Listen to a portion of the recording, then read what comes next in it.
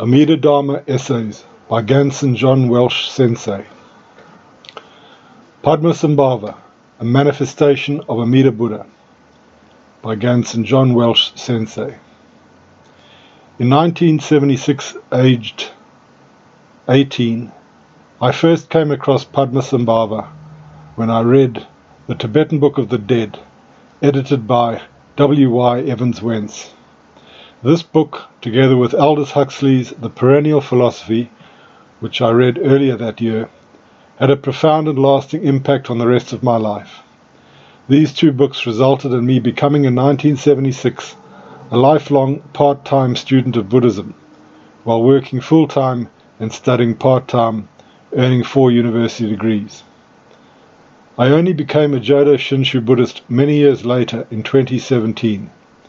But during the intervening years, I never gave up my interest in and love for Buddhism, particularly Tibetan Buddhism.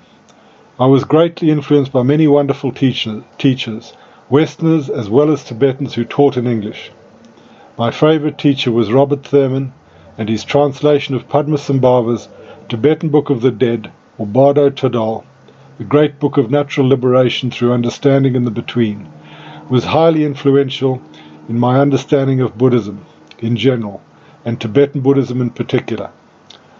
Only during the 1990s did teachings, lectures, etc. become easily available to Buddhist students worldwide. Before that, I was totally reliant on books, journals, magazines, libraries, and solitary self-study, as there were no Buddhist teachers or Sangha anywhere near me.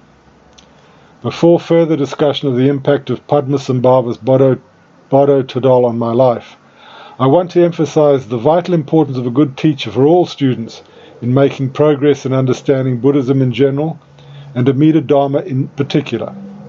In addition to the example of my struggles and slow progress, despite my best efforts as a spiritual idiot or bamboo in understanding Buddhism in general and Amida Dharma in particular, we have 2 much more important and powerful Dharma passages that strongly reinforce this message.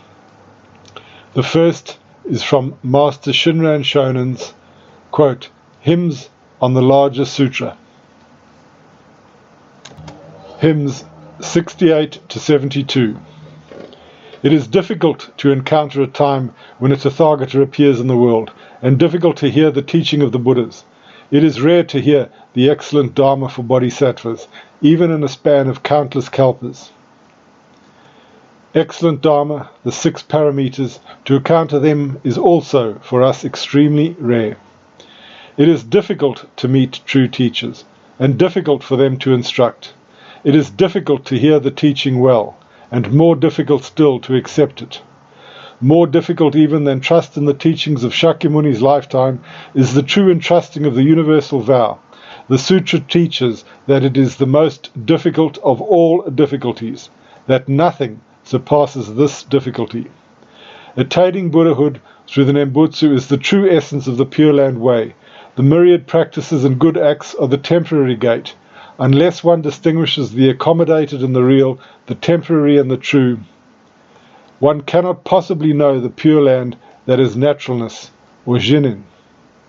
Sentient beings, having long followed the path of sages, the accommodated and temporary teachings that are provisional means, have been transmigrating in various forms of existence, so take refuge in the one vehicle of the compassionate vow. End quote.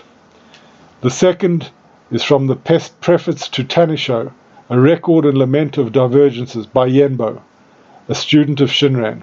Quote, As I humbly reflect on the past when the late Master Shinran was alive, and the present in my foolish mind, I cannot but lament the divergences from the true Shinjin that he conveyed by speaking to us directly, and I fear there are doubts and confusions in the way followers receive and transmit the teaching. For how is entrance into the single gate of easy practice possible, unless we happily come to rely on a true teacher whom conditions bring us to encounter? Let there be not the slightest distortion of the teaching of other power, with words of an understanding based on personal views. End quote.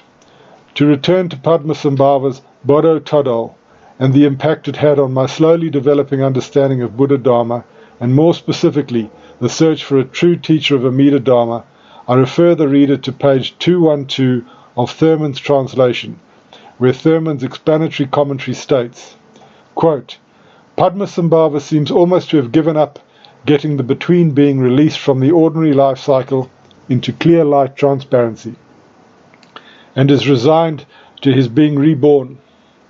When he orders the deceased, do not go there, about one of the unpleasant or horrid states, he is calling for a final act of will and courage, a summoning of the power of renunciation to recoil from the prospect of such a terrifying rebirth. He is quite aware, however, that a between being still caught in the currents of habitual drives and evolutionary momentum from former acts will not easily be able to reverse course at this point, not without heroic effort. End quote. Writing in the 8th century, the semblance Dharma age, Padmasambhava has described and explained many mantras, prayers and practices for the benefit of the beings in the bardo state between death and rebirth. However, we are getting ever closer to the age of Mappo, or the age of Dharma decline, and these self-power practices fail to liberate the terror-stricken bardo being, as described by Padmasambhava on page 212. Quote, Hey noble one, though you might wish not to go on, helplessly you are chased by the butchers of evolution or karma. You find yourself powerless to stop. You must go on. Ahead of you are butchers and killers to drag you along. You will feel as if you are fleeing from overwhelming darkness, hurricanes, tempests, harsh noises, snow and rain, hailstorms, thunderstorms, and violent blizzards.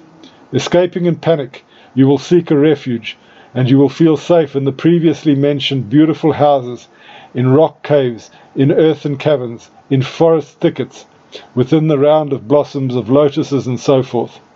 Hiding in such places, you will think, I must not leave here now, and feeling so anxious about losing your place, you will become very attached to it, feeling so anxious about meeting the terrors of the between if you go out, hating these terrors, you hide within and assume no matter what kind of inferior body, and you will come to experience various sufferings.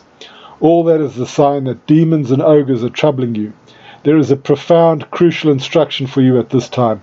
Listen to it and hold it in your mind. End quote.